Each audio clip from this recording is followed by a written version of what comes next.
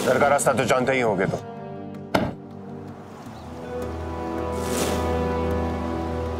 समझ के क्या रखा है तुमने तारा को? बीच सड़क पर अकेला छोड़कर चले गए। कभी खुद के सीने के अंदर झांकने का मौका मिले ना तो जरूर देखना, ऊपर वाले ने दिल की जगह 2 मन पत्थर रख दिया होगा।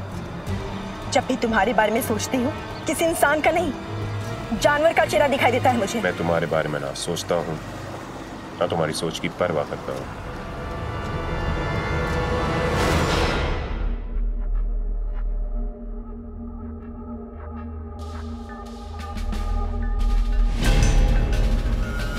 दीदी साहेब,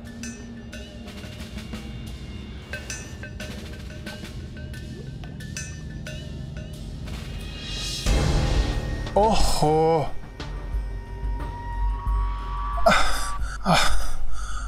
मरवा दिया ना। पकड़।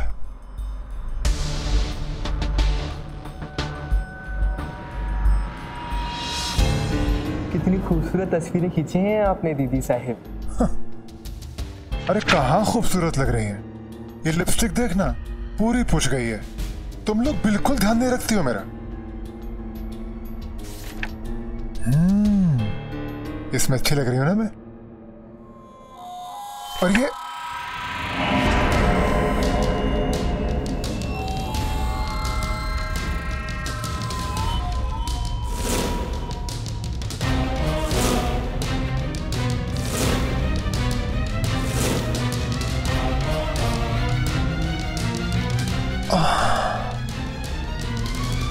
चूक हो गई कलावती से।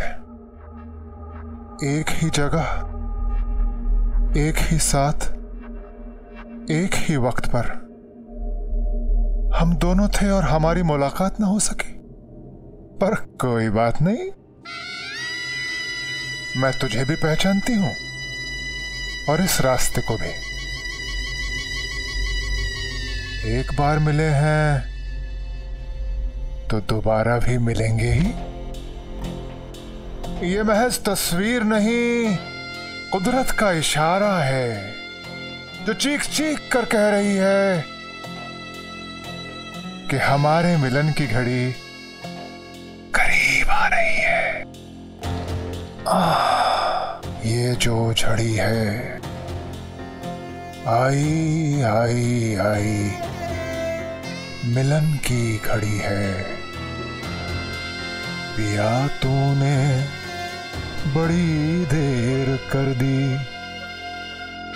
आई आई आई, मिलन की घड़ी आई।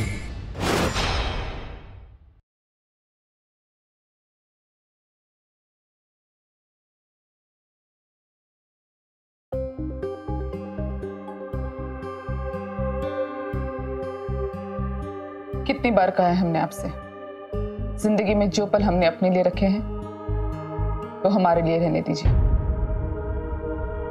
उसमें दखल ना दिया कीजिए। अगर आप गलत हो तब भी नहीं? ये जरूरी तो नहीं है ना कि हमेशा हम ही गलत हों, आप नहीं। मतलब क्या आपका? रुद्र भाई साहब का फोन आया था। मृत्युंजय के रिपोर्टर्स पे हाथ उठाने की खबर उन तक पहुंच गई। बहुत गुस्सा है। कह रहे थे कि अगर ये खबर मीडिया तक पहुंच गई तो हमारे खानदान की बहुत बेइज्जती हो जाएगी। ऐसा कुछ नहीं होगा। यूं समझ लो कि जो बात घर के बाहर शुरू हुई वो घर के बाहर ही खत्म हो गई।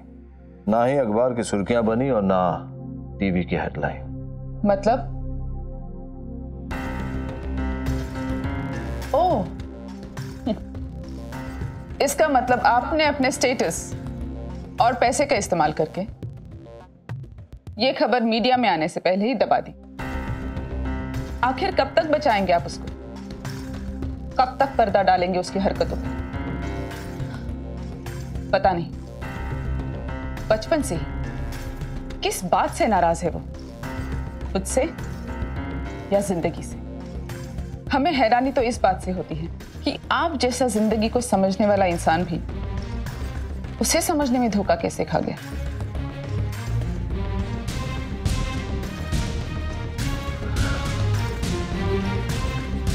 ये आप नहीं, आपके दिल में उसके प्रति नफरत बोल रही है।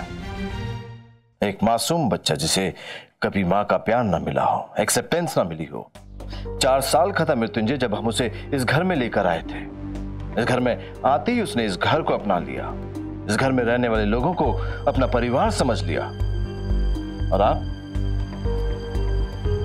ना उसे कभी इस घर का हिस्सा बनाया और ना ही अपनी जिंदगी का। एक बार आजमा के तो देखा होता उसे, आपके लिए कुछ भी कर सकता था। डैड मुझे कुछ पैसे चाहिए, तकरीबन 5 लाख रुपए। 5 लाख? बेटा, इंसान को खर्च करने से पहले उससे कमाना सीखना चाहिए। मॉम प्लीज, आई मीन इतने छोटे से अमाउंट के लिए आई होप यू अंडरस्टैंड। हाँ आदित्य, अकाउंटेंट से कह के मेरे अकाउंट से ले लो। Thanks mom.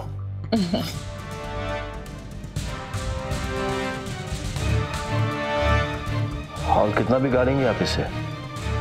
इसे बिगाड़ने का पूरा क्रेडिट आपको और हमारे प्यारे भाई साहब को जाता है। एटलीस्ट आपके लाडले की तरह खूनी और रेपिस्ट तो नहीं है।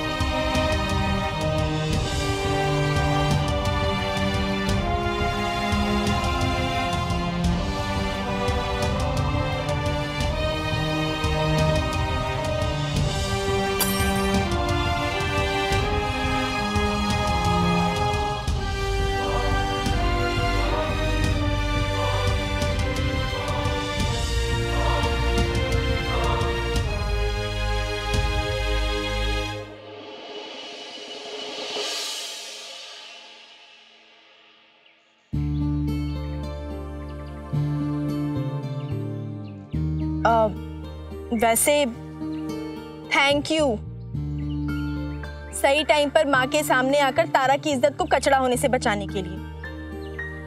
मेरी तो बोलती बंद हो गई थी, समझ में नहीं आ रहा था कि माँ से क्या कहूँ। अगर आज तुम नहीं आते ना तो सच में तारा की लाइफ में भूकंप आ जाता।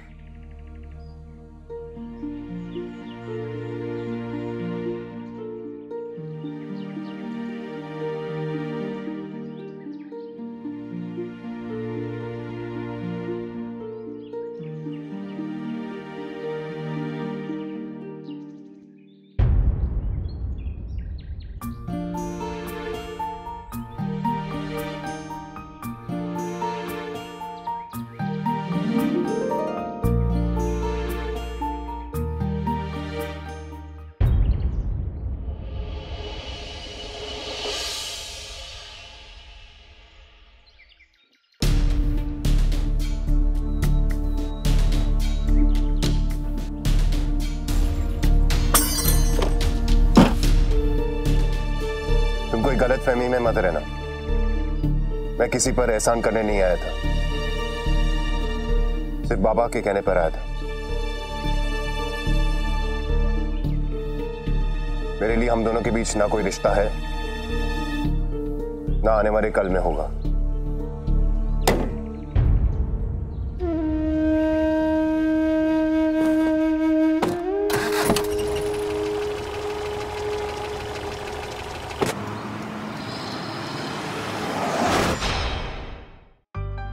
लड्डू खा के आप अपना मुंह मीठा कीजिए। कल के बारे में तो हम जानते नहीं हैं वकील साहब, मगर आज अच्छा है तो हमें यकीन है कि कल भी बहुत अच्छा होगा। तारा बहू के आने के बाद ऐसे लगने लगा है कि जल्दी ही मृत्युंजय की जिंदगी के मायने बदलने वाले हैं। आज वो तारा बहू के साथ मकबरे के लिए गया है। बहुत जल्द पेशी है हाई कोर्ट की। बस अब आप ऊपर वाले से ये दुआ कीजिए कि पुलिस को ठोस सबूत मिल जाए हमारे फेवर में, फिर तो इस केस का रुख ही बदल जाएगा ठाकुर साहब। वकील साहब, हमें यकीन है कि बहुत जल्द पुलिस के हाथ वो सबूत लग जाएंगे जिससे इस केस को जीतने में हमें मदद मिलेगी। मैं आपके इस यकीन की कदर करता हूँ ठाकुर साहब, पर अभी कुछ भी कहा नहीं जा सकता, क्योंकि ऐसे केसेस में बच के निकलने के चांसेस ना के बराबर ही होते। ना के बराबर इससे चांसेस होते तो है ना वकील साहब। और आप देखना वकील साहब, ये ना के बराबर चांसेस को हम 100% में बदल देंगे। अरे आ गए आप लोग? आइए आइए।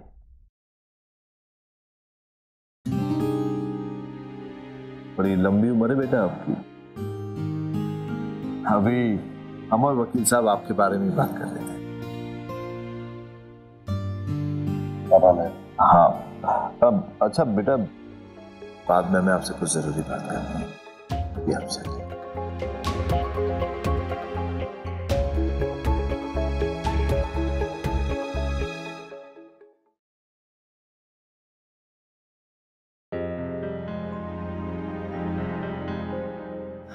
जीते रहो। आपको देख के तो आपकी माँ बहुत खुश हो गई होंगी, हैं? हाँ, बहुत खुश थी। इतने दिन बाद जो मुझे देखा था। और मृत्युंजय, उससे मिलके कैसे लगा समधन जी को? अरे पहली बार अपने दामाद से मिलकर अच्छा ही लगा होगा ना बाबा। वैसे ये भी काफी घुल मिलकर बातें कर रहे थे सबसे। अरे आप लोग तब से बातें ही कर रहे हैं या फिर कुछ चाय वाय पिया आपने? जब बहू ही नहीं घर में तो चाय कौन पिलाएगा? वैसे इंतजार के बाद चाय पीने का मजा और भी ज्यादा आएगा। बाबा, मैं सिर्फ 2 मिनट में चेंज करके आपके लिए बढ़िया सी कड़क चाय लाती हूँ, वो भी मलाई मार के। बधाई हो, बधाई बधाई हमारी दीदी साहिब की। खुशियों से फूले भले, ढोल बजा।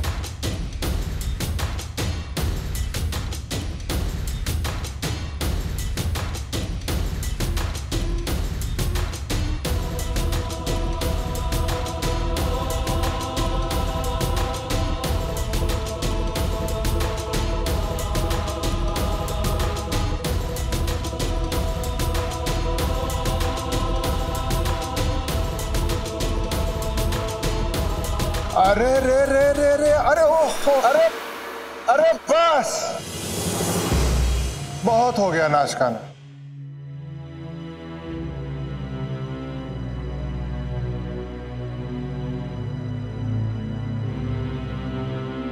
गुस्ताखी माफ दीदी साहिब, पर आप तो कहते हो कि आपको संगीत से प्रेम है, फिर आप हमें जश्न मनाने से क्यों रोक रहे हो? अरे तो जश्न का भी कोई दिन होता है, कोई समय होता है, बधाई की कोई वजह है नहीं और तुम लोगों ने नाच गाना शुरू कर दिया। पर आप तो कहती हैं कि खुशी आने से पहले खुशी का जश्न बना लेना चाहिए, इससे खुशी का मजा दुगना हो जाता है दीदी साहिब। अच्छा, मेरी बिल्ली और मुझी को म्याऊं। अच्छा चलो कोई बात नहीं, मना लो जश्न। वैसे भी परसों से तुम्हारी दीदी तुम्हें नजर नहीं आने वाली। आप कहीं बाहर जा रही हैं दीदी साहिब? चुप, ऐसे सवाल नहीं किया करते। इशारों को अगर समझो तो राज को राज ही रहने दो। इशारों को अगर समझो तो राज को राज ही रहने दो।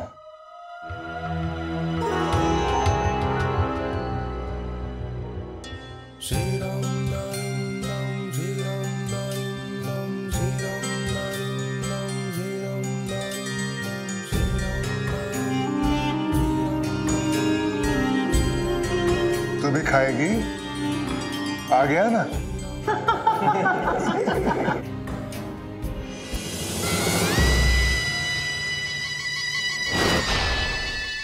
नंदू, पालक का साग बना रही हूँ, तुझे बहुत पसंद है ना?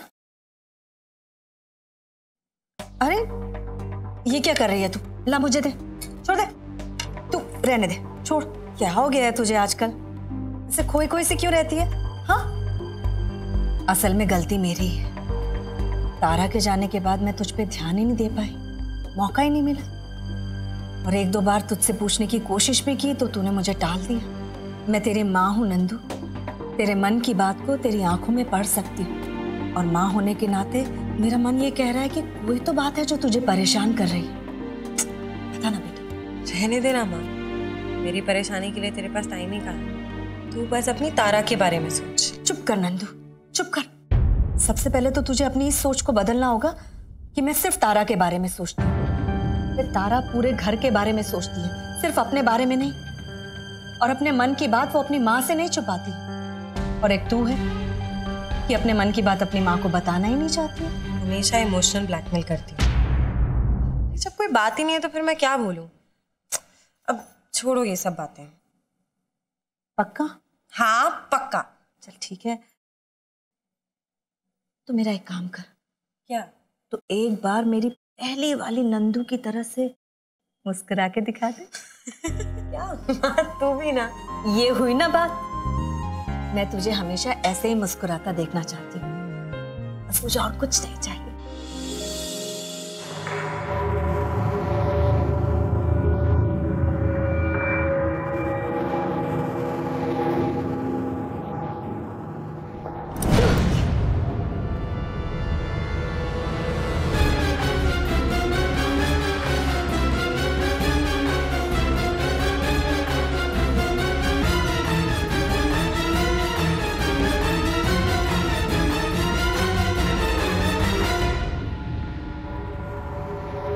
अरे फहीम चाचा, फुल एसी में आपको पसीना क्यों आ रहा है? नहीं बेटा, मैं तो बस ऐसे ही। और तुम इस वक्त यहाँ क्या कर रही हो? वो मैंने ससुर जी और वकील साहब के लिए चाय बनाई थी, तो सोचा आपके लिए भी बना देती हूँ। हाँ, शुक्रिया। अरे फहीम चाचा,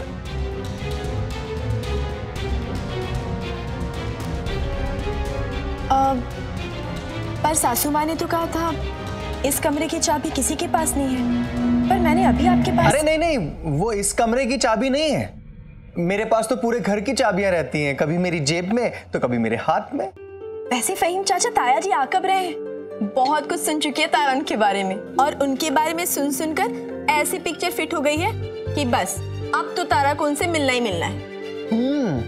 भाई वाह, बड़ी उम्दा चाय बनाई है तुमने, और तुम्हारे हाथ की तो पहली बार चाय पी है मैंने।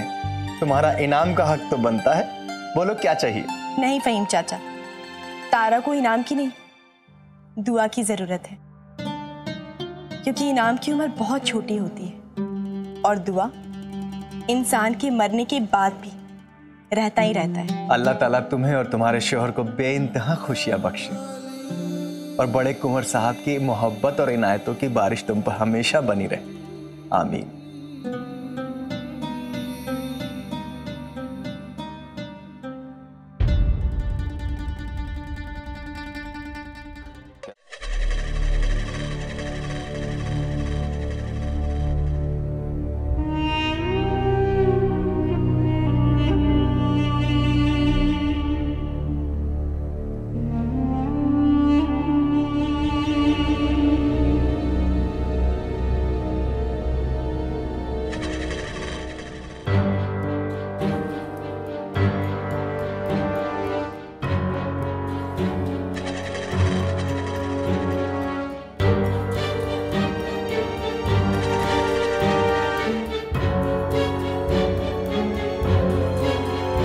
कैसा लगा आपको पहली बार अपने ससुराल में जाके?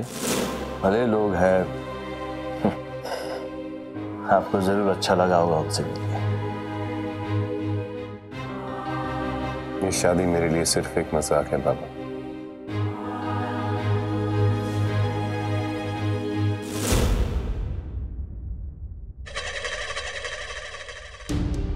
कब तक इस झूठ पे सच का पर्दा टांगती रहेगी तारा? एक न एक दिन तो माँ को पता चल ही जाएगा तेरे झूठ के बारे में, और फिर तेरी लाइफ का कड़वा सच भी यही है कि तू इस लोहे की दुकान से नफरत करती है। बेटा, सिर्फ एक मौका देकर देखिए इस रिश्ते को। ये शादी आपकी जिंदगी के दरवाजे पर खुशियों की दस्तक देकर है। मुझे वीर आग को बार बार कुरेदने से चिंगारी तो नहीं पैदा हो सकती ना बाबा। रिश्ते मेरे लिए मर चुके और मैं रिश्तों के लिए। मैं आपकी कोशिश की इज्जत करता हूं बाबा, लेकिन मुझे पता है कि वो कभी कामयाब नहीं हो।